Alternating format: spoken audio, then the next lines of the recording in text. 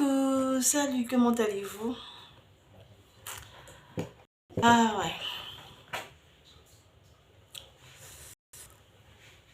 aujourd'hui je fais cette vidéo là parce qu'il y a eu pas mal de choses à la une.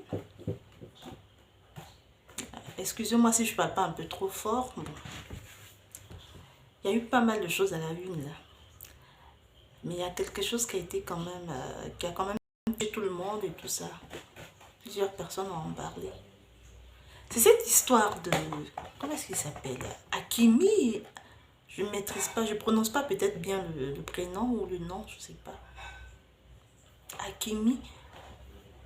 Voilà, j'explique un peu. Pour ceux qui ne savent pas.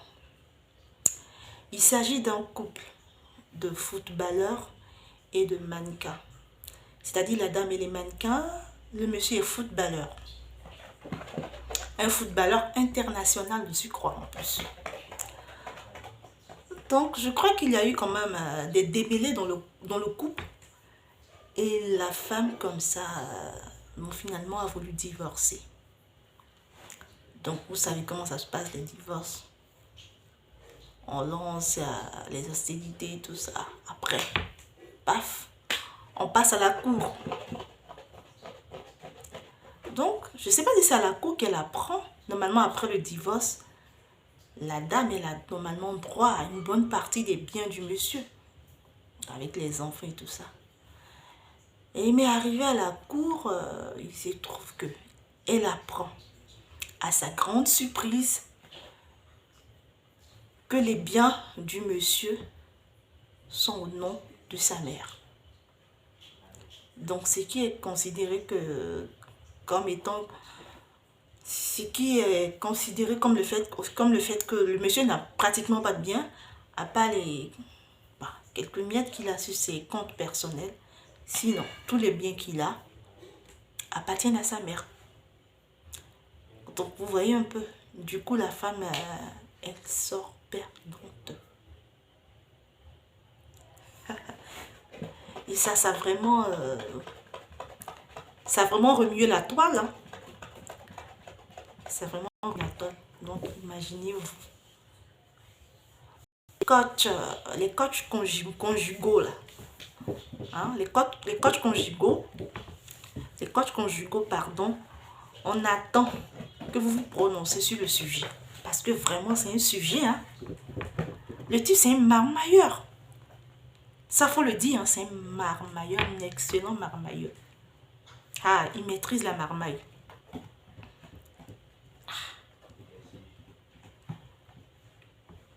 Les gens disent que non, les femmes qui se marient pour l'argent et tout ça, ben oui. Mais là, au fait, là où c'est le cas d'un divorce. Mais moi, je me disais que si c'était, il arrivait peut-être un départ tragique et tout ça. Où le monsieur avait était décédé, tout ça. Donc la femme peut-être qui avait la garde de ses enfants, elle reste comme ça perdante, peut-être. Qu'est-ce que la loi a prévu? Est-ce que la loi a prévu quelque chose dans ce genre de situation? Qu'est-ce qui doit se passer normalement? En tout cas, le monsieur, il a eu la femme. Et ça, j'aimerais bien qu'on en parle. Qu'est-ce que vous en pensez? Parce que moi, ça m'a fait quand même un peu chaud au cœur. Hein. Parce que selon ce qu'on nous dit, selon ce qu'on... Voilà, on nous fait croire, on nous fait comprendre. On nous dit que le mariage, c'est une entreprise et c'est même un investissement. Donc, voyez-vous la dame, après un tel investissement qui sort comme ça, sans rien,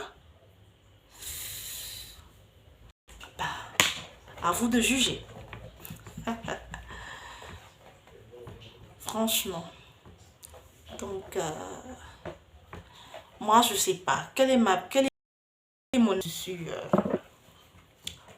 quel est mon avis? Quel est mon avis? Je sais pas si j'ai mon si je dois donner. Quel avis? Est-ce que ça me il y a besoin de donner son avis?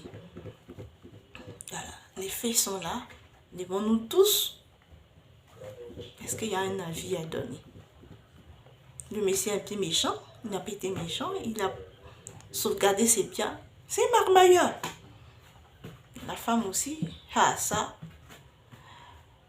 Mais c'est pas encore terminé, hein. Paraît-il qu'ils se vont répartir en justice. Donc, on attend la suite pour voir ce que ça va donner avant d'en débattre copieusement, quoi. Là, les hommes applaudissent comme ça. Ah non, franchement. Il y a aussi, tu vois aussi des femmes qui applaudissent. Donc, on attend la suite, en tout cas, pour vraiment en débattre copieusement. Voilà. Donc, dites que chacun dise ce qu'il en pense. Parce que vraiment, le monsieur, on lui dit chapeau. Ouais, chapeau. Bon, moi, je vais vous laisser. On se reprend après. Ciao, ciao.